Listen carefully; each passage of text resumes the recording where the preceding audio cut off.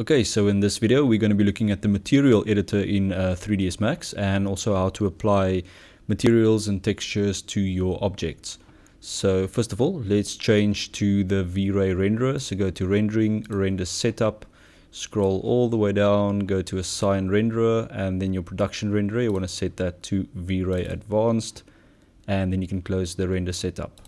Okay, let's just create an object that we can apply a material or a texture to that. So let's just create a sphere. You can basically create any object you like.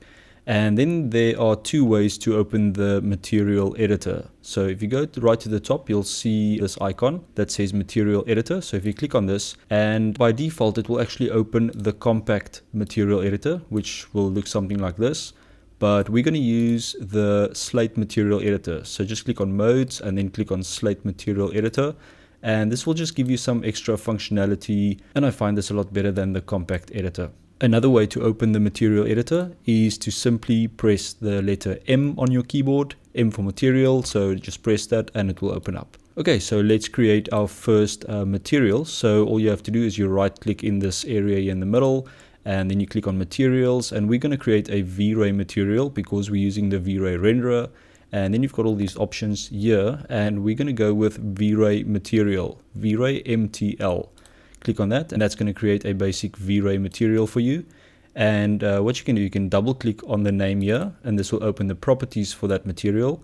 And if you double click on the little picture here in the corner, it will just make it bigger so you can actually view your current material in this window a little bit better. So I'm just going to show you guys some of the basic settings here. We're not going to go through all of these settings, but with the basic stuff, you can create a lot of different textures, etc. So first of all, you've got your diffuse, which is basically the color of your material. So if you click on the color, it will open up your color selector and you can choose your color here.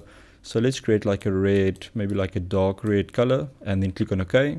And then another thing to take note of is the name of the material. So right at the top, you'll see it says material number 25. So let's change this. Let's just call this red for now. And you'll see it will update here in the view as well. And there are two ways, or there are a couple of ways to assign this material to an object. So it's got a little dot on the side. And what you can do, you can click and drag, and it will create this little line. And you can drag that right to your object and release, and that will assign the material. Let me just undo that, and I'm going to show you another way.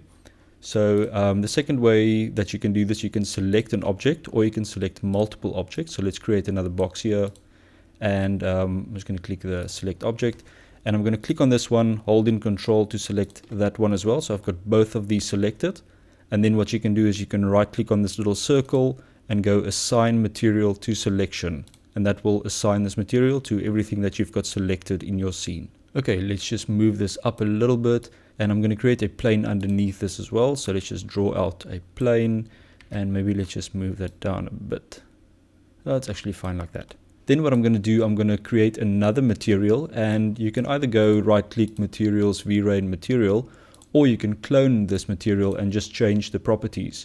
And the same way that you clone objects, remember that you hold in shift. So all that you do is you hold in shift and you drag this to the side, and then you release shift. And that will create a copy of that material with all the same settings. So to open up this material settings, just double click on it. And let's call this one blue. Should just type that in the name, and then let's change the diffuse to blue as well. So something like that. Then we're going to go to the next setting, which is the reflection properties of that material. So currently you'll see that the reflector is set to black. So if you click on that, so basically if you set this to black, the object will have no reflection. And if you set it to white, it will be a perfect mirror. So you can basically just play with this and see what works for you. So I'm going to set it on, let's say 75% reflective. And then I'm going to click OK. And I'm going to assign this to the floor. So let's just drag this to the plane and release to assign it. And let's just close this down. And I'm going to do a quick render to preview this. So click on rendering and then render. So as you can see, there's a slight reflection there, but not really that strong. So let's go back into the material editor and make sure we're on the blue material. And I'm going to disable Fresnel reflections. And that will just give you a little bit more of a reflection. So let's just render that again. Okay, there you go. You can see the reflection nicely. Yeah, looking good. Okay, let's go back into the material editor, and I'm going to show you some of the other options. So we've got reflection glossiness, and if you bring this down a bit, you'll see in the preview that it's actually it will look a little bit more glossy, like a plastic or something like that. So let's do 0.9, and you don't have to assign this material again because it's already assigned, so you can just edit it, and anything that you edit here will actually update on your object. Okay, so let's render that again. Okay, it kind of looks the same. So I want to add this material to the sphere as well. So let's just drag that over onto the sphere and let's render that. So now I can see the glossiness a little bit better on the sphere because it's got a round surface. So that's looking cool. Let's move on to some other options in the material editor. So still on the blue material, I'm going to scroll down a little bit. And then we've got refraction, and that's basically if the object is opaque or transparent. So same principle from black to white. So if it's black, it will be completely opaque. If it's white, it will be completely transparent. As you can actually see in the preview window as I slide that down, if we set this in the middle, you can kind of see through that. Okay, before we render that, let me just move this this box that we have. Let's move it in front of that object. And let's go back into the material settings, and I'm going to modify the red material. So let's double click on that to go into the settings, and then refract I'm going to change to around 40% so we can see through that, and let's do a render.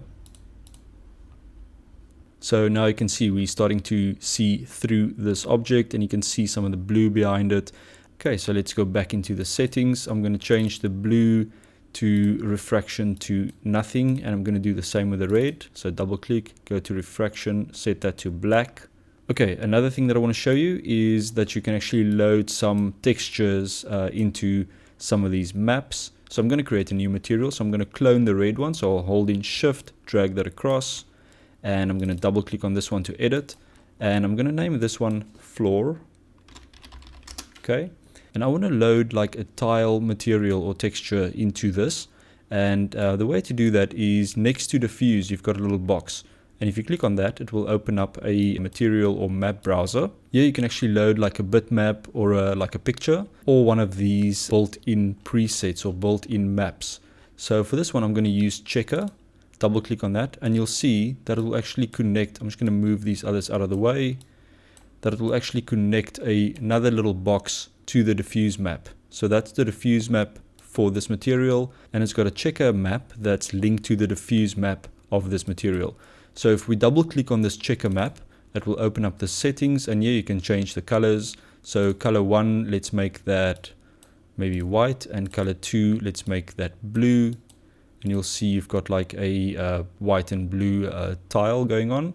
And then you can also set the tiling amount. So if you make this number bigger, let's say 5 and 5, you'll see that the tiles will get smaller. You can set it to 10, 10, and then we'll even get smaller. So now I want to assign this material, the floor material, to the floor. So I'm going to just drag this across to the floor, release, and let's do a quick render. There you can see we've got a nice tiled floor going on there. And another thing that I want to do, I want to change the reflectivity of the floor. So still on the floor material, let's change the reflectivity to about 50%, and let's make the reflection glossiness 0.9. Also remember to remove the Fresnel reflections, so just untick that. Let's just change the camera angle maybe from this angle, and let's do a quick render to see how that looks like. So you can see some of the reflection here and below this sphere, so it's looking nice.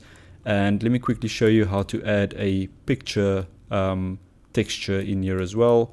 So what you can also do, you can click on this little line at the top, and that will minimize your material for you, so just to save some space. And you can also use your mouse wheel to zoom out and zoom in, and if you hold in the mouse wheel, you can pan around, so you can actually move them around. You can also select some of them like this and also drag them around.